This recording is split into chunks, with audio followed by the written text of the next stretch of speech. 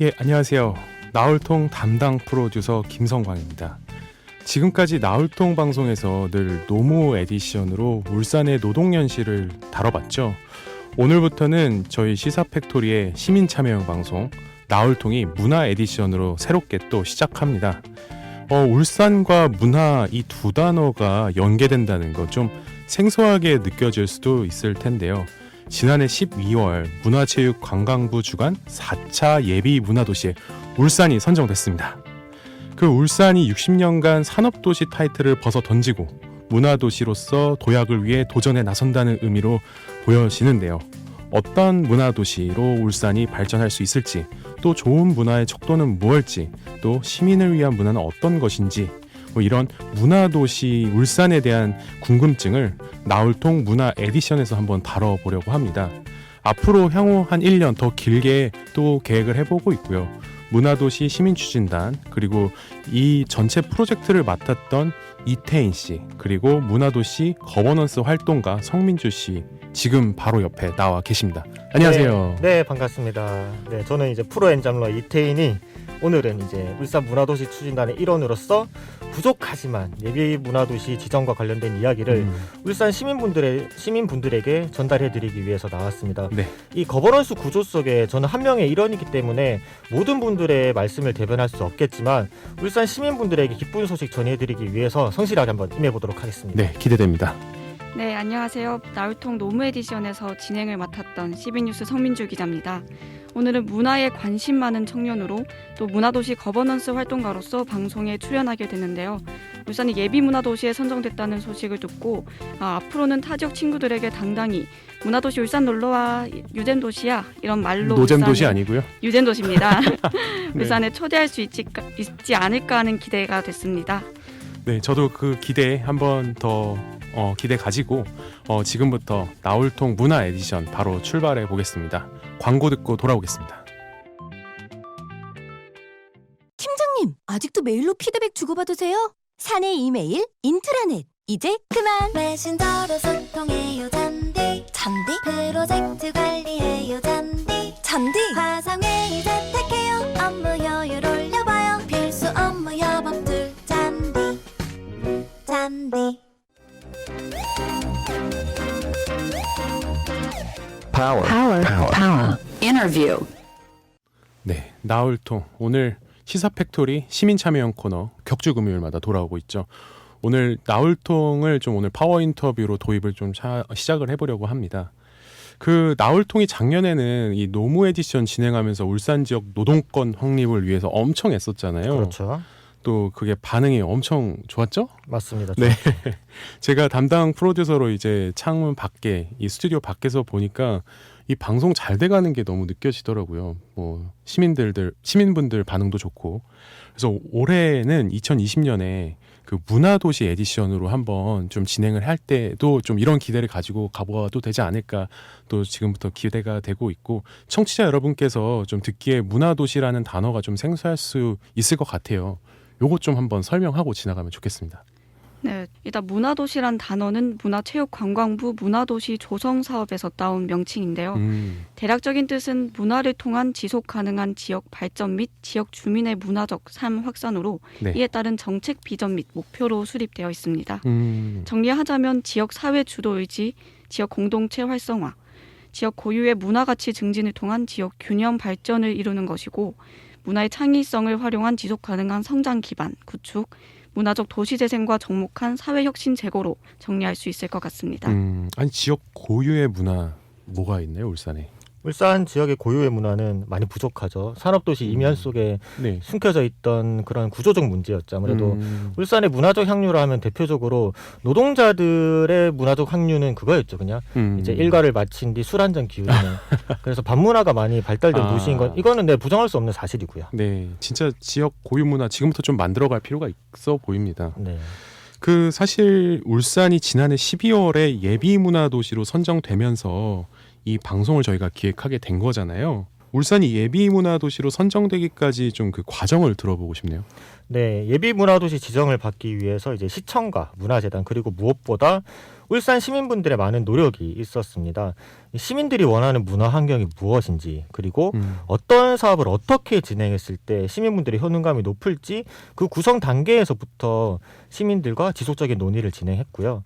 그렇게 구성된 사업이 이제 거점형 활동 프로그램 그리고 시범 프로그램인 라운드 테이블 프로그램 그리고 역점 사업이었던 시민기획 프로그램이 있었는데요. 그중 이제 시민기획 프로그램에서는 총 40분의 시민분이 함께해 주셨고 다양한 시민문화 활동이 진행됐습니다.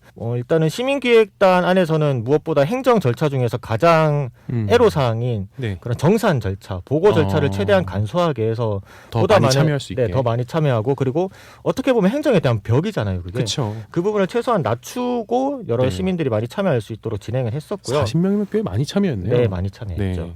그래서 부족함이 많았지만 2021년도에 진행된 여러 사업들 그리고 시민과 행정이 함께한 거버넌스 안에서 만든 조성 계획이 서면 검토 그리고 현장 검토 최종 발표를 거쳐서 이번에 예비 문화도시로 지정되었습니다. 이거 최종 발표를 이텐 씨가 한 거죠? 아니요, 저는 안 했습니다. 아닌가요? 제가 아니고요. 네. 그럼 계속해서 좀 예비 문화도시 하면서 예비라는 단어가 나오는데 그 예비 다음이 법정 문화도시라면서요. 그 차이가 뭔지 좀 설명해 주세요. 네, 제가 한번 알아봤는데요. 예비 문화도시는 법정 문화도시로 가기 위한 실증 단계라고 생각하시면 됩니다. 예비 문화도시가 되면 1년간 예비 사업을 추진해 그 1년간의 추진 실적을 통해 심의위원회 심사를 거쳐서 네. 법정 문화도시로 지정이 되는 겁니다. 예비 사업을 해야 된다. 네. 예. 이제 예비 문화 도시일 때에는 전문가로 구성된 자문단이 모니터링 및 자문을 통해 사업을 지원을 하는데요. 국비가 내려오진 않습니다. 자체적인 예산을 만들어야겠군요. 네, 그런데 법정 문화 도시가 되면 이제 5년 동안 도시 특성에 따라서 최대 100억 원의 와. 사업비를 지원하고 사업 과정 전반에 대해서 자문도 받게 됩니다. 고유 문화가 없는데 이렇게 사업비를 많이 받고 자문도 받게 되면 고유 문화가 생길 법하네요. 예. 그렇죠. 그래서 간단하게 한번 요약해 드리면 예비 문화 도시일 때에는 지정받은 지자체의 예산으로 진행이 되고 법정 문화 도시가 되면 국비와 지자체 예산이 매칭이 돼서 사업을 진행할 수 있게 되는 겁니다. 그런 거군요. 그 법정 문화 도시로 선정되려면 그 보니까 울산문화재단이 분석한 뭐 전략이 있을 것 같아요. 지금 제가 알기로는 울산문화재단이 시민들과 함께 이 사업을 추진하기 위해서 좀 노력하고 있다. 뭐 이렇게 제가 간략하게 전달받았는데 그게 맞나요?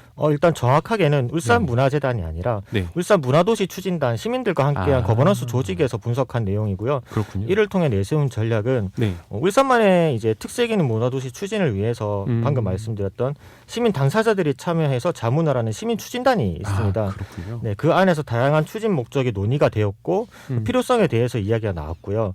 울산이라는 도시가 아마 이제 후기 산업에 대한 대비 그리고 이제 산업화로 인한 환경 문제나 그리고 지금 닥쳐 있는 포스트 코로나 문제 무엇보다 울산의 제일 큰 문제 중 하나가 그 베이비부머 세대들의 대량 은퇴 또한 빼놓을 수 이 없겠죠. 현대차 얘기 아닙니까? 네, 그렇죠. 이제 베이비부머 세대들의 대량 은퇴와 함께 그들이 이제 노후를 대비했을 때 정말 일하기만 바빠왔던 그 세대들을 그 우리 아버지 세대죠. 그분들이 네. 이제 도대체 무슨 일을 해야 될지 그리고 이렇게 직장 없이 지역 사회에 좀 더 스며들기 위해서는 이런 문화적 향유가 필수적인 요소가 아닌가라는 생각이 들었고요. 무엇보다 울산이 청년 유출도 굉장히 심각한 상황이잖아요. 네. 이런 인구 유출 등을 막는 것도 포함이고 무엇보다 울산이라는 산업도시가 가진 문제에 대해서 문제 제기를 진행하였고 이러한 산업도시 이미지의 칸막이를 넘어서 네. 시민력을 만나고 그 만난 시민들을 통해서 새로운 도시의 리듬을 만드는 전환의 도시가 하나의 전략이고 목표입니다. 그러니까 이게 단순하게 문화라고 해서 뭐 영화 보고 음악 듣고가 아니라 네. 도시의 리듬을 만든다. 도시 계획을 하면서 또 도시 안에 사는 시민들이 또 다른 일자리 창출을 통해서 문화 사업에 참여하게 되고 또 다른 시민들의 삶의 리듬을 또 하나 만들어 볼 수 있다. 그렇죠. 뭐 이렇게 요약해 볼 수 있겠네요. 네, 맞습니다. 그러면 이 법정 문화 도시로 선정될 때 네. 되게 되면 울산 시민이 받을 수 있는 좀 구체적인 수혜 뭐가 있는지 좀 궁금하거든요. 그러니까 네. 좀 피부로 체감할 만한 좀 구체적인 수혜가 뭐가 있을까요? 저는 이거를 좀 비유를 하면 적절할 것 같아요. 우리가 생활체육과 비교를 해봤을 때 지금 거주하고 있는 주변에 다양한 체육 활동을 할 수 있는 공공 SOC가 많고 그쵸. 그리고 여러 체육회가 있고 그 체육회 안에서도 많은 종목들이 있잖아요. 네. 하지만 문화적 향유를 위해서 생활 문화를 체험하고 향유하기에는 구군 단위 그리고 마을 안의 단위로 봤을 때 그런 시설도 부족하고 그런 프로그램이 부족한 게 현실이거든요. 네. 이렇게 생활체육과 같이 예. 내가 원하는 곳에서 다양한 문화활동을 할 수 있는 그러한 도시가 만들어지게 될 수 있는 거죠. 아, 그렇군요. 아주 자세한 설명 감사합니다. 네. 지금까지 이제 문화에 관심 많은 두 문화청년 이야기 들어봤는데요. 이어서 직접 문화도시 추진을 위해서 필드에서 활동하셨던 전문가분 모셔서 이야기 들어보려고 합니다. 지금 예원예술대학교 교수로 재직 중인 문윤걸 완주문화도시 추진단 단장님 전화 연결했습니다. 안녕하세요. 네, 안녕하세요. 반갑습니다. 먼저 청취자분들께 좀 간단한 소개 부탁드립니다. 네, 안녕하세요. 우선 울산이 아주 어려운 상황이었는데요. 네. 예비 문화도시에 지정됐다는 것만으로도 네. 굉장한 일을 하신 거거든요. 네. 전국의 많은 도시들이 문화도시가 되기 위해서 굉장히 노력하고 있는데 그 경쟁에서 울산이 지정됐다는 것도 축하드리고요. 또 울산이 이렇게 좋은 계획을 가지고 이제 문화도시로 나아가겠다고 해서 네네. 굉장히 반가운 마음이 있습니다. 저는 이제 전국에 지금 현재 법정 문화도시로 지정되어 있는 곳이 12군데, 이번에 이제 금년에 6개가 지정돼서 예. 총 18개 도시가 법정 문화도시로 지정이 되어 있거든요. 맞습니다. 네, 예, 이 지정된 문화도시들끼리 서로 이제 협의회를 만들어서 운영을 하고 있어요. 그래서 저는 이제 이 협의회에 의지하는 도시가 완주인데요. 네.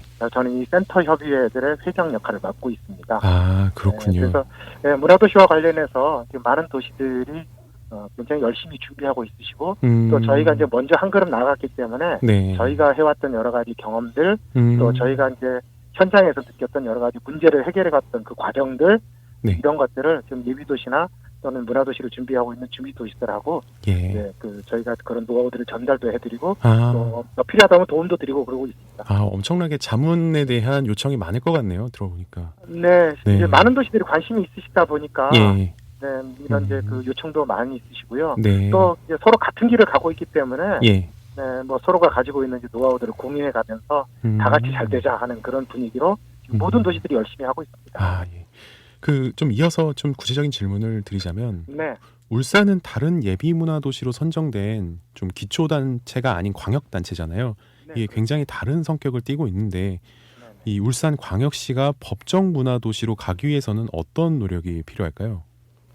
지금 말씀해주신 대로 지금까지 대부분 문화도시들은 전부 다 기초 자치단체들이 지정이 됐었거든요. 네. 네, 근데 부산도 이제 기초자치단체인 영도구가 됐고요. 또 울산 같은 경우도 서구 연수구 이런 식으로 부평구 인천 말씀하시는 거죠? 울산이라고 하셔서. 죄송합니다. 인천도요. 예. 네, 근데 울산이 이제 최초로 이렇게 광역이 지정이 돼서 예. 사실은 많은 분들이 굉장히 관심을 가지고 있어요. 아무래도 이제 광역의 경우에는 그 안에 있는 기초자치단체들하고 뭔가 굉장히 잘 유기적으로 연계가 되고 또 서로 도움도 주고 받고 이렇게 해야 되잖아요. 네. 그래서 이제 울산이 아마 기초자치단체들하고 어떤 방식으로 서로 협업하고 또 어떤 방식으로 서로 도움을 주고 받느냐에 따라서 네. 아마 다른 이 광역 자치단체들에게 주는 어떤 메시지나 시그널이 굉장히 클 것 같아요. 지금 하신 말씀을 제가 이해를 제대로 하고 이제 다시 한번 되짚어보자면 네. 광역이라는 큰 거버넌스가 아니라 작은 단위에서의 거버넌스가 얼마나 구체적이고 실천적인지를 보여주는 게 관건이다. 이렇게 제가 이해해도 될까요?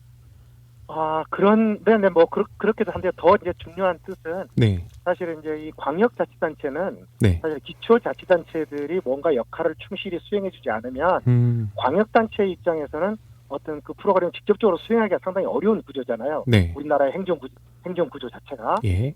네, 그래서 광역에서 문화도시가 됐다는 뜻은 결국 광역에 소속되어 있는 기초자치단체들이 뭔가 적극적으로 협력하고 연대하고 연계해 줄 거다라는 걸 전제로 해야 하거든요.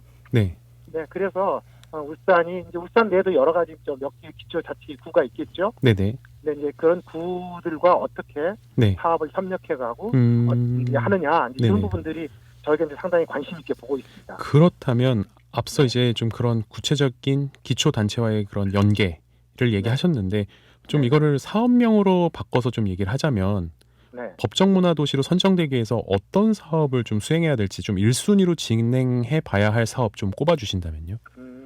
이 그 문화도시 사업은 네. 이제 몇 가지 아주 중요한 특징이 있는데요. 네. 이제 가장 중요한 특징은 문화도시 사업은 어떤 의미에서는 지금 새롭게 나타난 정책이자 사업이잖아요. 네. 그런데 지금 그 대부분의 도시에서 사실은 문화 정책이라든지 문화 사업 또는 문화 시설, 문화 기관 네. 이건 굉장히 지금 어떤 좀 지나치게 말하면 차고 넘친다고 할 정도로 많은 기관과 시설, 프로그램 이런 것들이 정책들이 돌아가고 있어요. 그렇군요. 네네. 그 사실은 울산도 문화재단이 있지 않나요? 네, 맞습니다. 그렇죠. 울산 네, 문화재단이 이렇게, 있죠. 네네. 이렇게 또 기초에도 이제 문화재단이 있을 정도고 또 네. 이렇게 아주 문화 정책이라든지 문화 사업들이 굉장히 많이 펼쳐지고 있는데도 불구하고 네. 문화도시라고 하는 새로운 사업이 또 등장했다면 그렇다면 이제 상식적으로 그러면 이 사업은 기존에 있는 사업들하고 같은 방향으로 가야 할까요? 아니면 이 사업은 뭔가 기존에 있는 사업들 속에서 해결되지 않는 문제들을 해결할 새로운 아이디어를 내야 할까요? 새로운 아이디어 내야 되겠죠. 그렇겠죠. 예. 그래서 이 문화도시 사업을 하기 위해서 가장 먼저 해야 될 일은 현재 지역에서 하고 있는 수많은 정책들, 사업들 이런 것들이 왜 지역 주민들을 충분히 만족시켜주지 못하고 있을까? 또 지역에는 이런 수많은 정책과 사업이 돌아감에도 불구하고 왜 새로운 문화적 과제들은 계속 출현하고 있을까? 사실은 이렇게 지역에서 현재 문화적인 활동이라든지 정책 사업들이 돌아가는 것에 대한 네. 성찰이 먼저 이루어져야 할 것 같아요. 예. 그래야 문화도시 사업에서 어떤 일을 해야 할지가 좀 더 분명해지겠죠. 그렇군요. 네, 그래서 예비 사업 때 가장 먼저 해야 될 일은 네. 저는 이제 항상 이제 이렇게 조언을 드리는데요. 먼저 자꾸 어떤 사업을 먼저 기획하려고 하는 것보다는 현재 우리 도시가 가지고 있는 문제점이 네. 문화적 분야에서 또는 문화적 분야를 넘어서서 우리 지역이 가지고 있는 사회적 과제가 뭐고 또는 지역이 가지고 있는 문화적 과제가 뭐냐. 네. 이것에 관해서 시민들하고 충분히 논의해서 거기서 사업을 발굴해라. 이렇게 조언을 드리고 싶어요. 결국 시민들의 목소리를 충분하게 들어야 좋은 사업이 나올 수 있다 이 말씀인 거죠? 네, 맞습니다. 그래서 네. 지금 1차적으로 예비도시 사업에서 해야 될 가장 중요한 일은 네. 지금 그 사회자께서 말씀해 주신 네. 그 시스템을 만드는 게 가장 중요하다. 아, 그렇군요. 네. 이렇게 사업 추진을 하려면 좀 충분한 예산도 필요해 보이는데 사실 네네, 그렇습니다. 울산의 경우 2022년도 예산으로 1억 원이 배정되어 있다고 하던데 제가 2021년도에 다른 타 지역 그 예산을 보니까 규모 대비 그러니까 광역이라는 규모 대비 굉장히 적은 것 같더라고요. 이거 어떻게 보십니까? 네네. 아마 이랬을 것 같은데요. 대부분 이제 많은 도시들이 네. 사실 예비 도시에 지정이 될지 안 될지를 가늠할 수가 없는 상태에서 예산을 세우게 되거든요. 네네. 그래서 대부분 이제 한 1억 정도 이렇게 세워놔요. 네. 그랬는데 예비 도시가 지정이 되면 사실은 1억 정도로 사업을 예비 도시를 하기는 어렵죠. 한 어느 정도가 적절해 보이나요? 울산의 경우. 보통 그 도시 규모라든지 도시가 가지고 있는 이제 어떤 정책이라든지 예. 사업의 내용에 따라 조금씩 다른데 네. 최소 적게는 5억 원에서 한 10억 이상 어떤 도시는 20억 가까이 쓰는 도시들도 있고요. 그건 그 도시가 어떤 내용의 사업을 어떤 식으로 전개할 것인가에 따라서 조금씩 규모는 달라지는데 지금까지 평균 광역이 없었는데 20억이라는 예산이 나왔다면은 상당히 많은 예산일 수도 있겠네요. 그렇죠. 근데 이제 그게 예. 그러니까 그 도시가 문화도시 사업과 관련해서 예비 도시 때 예. 어떤 사업을 어떻게 전개할 건가 이 계획을 아마 지금 세우고 있을 것 같은데요. 그리고 얼추 아마 작년 그 문화도시 사업 지정 사업 때 보고하실 때 네네. 올해 우리는 어떤 예비 사업을 하겠습니다. 라고 아마 보고를 하셨을 거예요. 그리고 이제 그 안에서 예산 편성이 되어 있을 텐데 네네. 아마 그때 예산 편성을 1억으로 하지는 않았을 것 같은데요. 만약에 예산이 부족하다면 이거 어떤 방식으로 보완할 수 있을까요? 대부분은 이제 네. 지정되기 앞에서 말씀드린 것처럼 네. 이 사업이 지정될지 안 될지를 모르니까 네네. 예산을 세워놓지를 못하거든요. 예예. 그래서 이제 지정되면 네. 대부분 이제 별도로 다시 사업 계획을 짜서 네. 그 사업에 필요한 만큼의 예산을 음. 이제 추가 경정 예산, 추경이라고 하는 과정을 통해서 확보하게 되죠. 그래서 보통 빠르면 한 3, 4월, 한 5월 이내에는 아마 대부분 예산을 추가적으로 확보하는 것 같아요. 네, 추경이 필요하다. 타 지역은 한 5억 정도, 한 4억 정도 더 추경이 필요해 보이네요.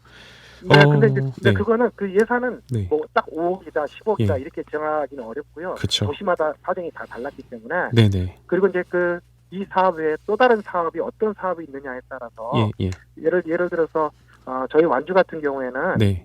그 문화 특화 지역 조성 사업이라고 하는 거를 같이 수행하고 있었거든요. 예. 그래서 문화 특화 지역 조성 사업에 별도 예산이 한 7억 5천 정도가 있었어요. 그리고 예비 도시 사업에서 한 5억 원 정도로 확보해서 총 12억 5천 정도로 예비 사업을 했던 것 같아요. 굉장히 큰 차이네요.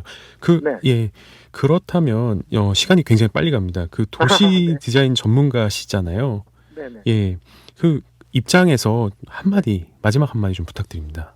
네, 문화도시 사업은 네. 아주 이 도시를 획기적으로 바꿔놓을 수 있는 네. 굉장히 좋은 사업이에요. 그런데 이걸 획기적으로 바꾸기 위해서는 몇 명의 지역 활동가들만의 노력으로는 좀 어렵고요. 네. 이제 무엇보다도 시민 활동가를 적극적으로 발굴하시고 네.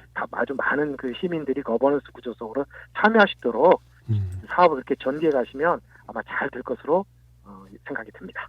네. 단장님 오늘 도움 말씀 고맙습니다. 네, 고맙습니다. 감사합니다. 네.